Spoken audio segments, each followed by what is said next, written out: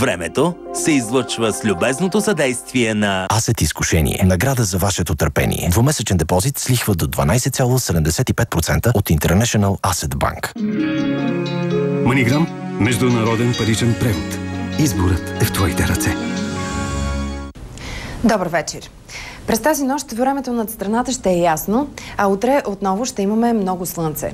В сутрешните часове на места около водните басейни ще има намалена видимост. В източна България ще духа слаб вятър от юг и югозапад. Затоплянето у нас ще продължи и сутринта температурите ще са между 0 и 5 градуса, а максималните между 15 и 20. И в неделя и понеделник ще е слънчево, но ще се появи средна и висока облачност, която постепенно ще се увеличава и ще се вплътнява. Температурите обаче ще се повишат още. През почивните дни и в планините ще е слънчево, по откритите части ще духа до умерен вятър от запад и югозапад. И там ще се затопли. Над Западна Европа, както и над Пиринеите, ще остане топло, но ветровито, със значителна облачност и краткотрайни валежи от дъжд.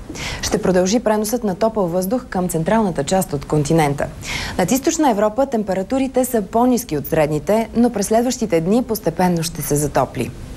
У нас във вторник ще е облачно, на много места ще превали дъжд. Дневните температури ще се понижат. В сряда от запад на изток валежите ще спират и облачността ще се разкъсва. Такава е прогнозата за времето. Аз ви желая хубава вечер. Времето се излъчва с любезното съдействие на Маниграм – международен паричен превод. Изборът е в твоите ръце.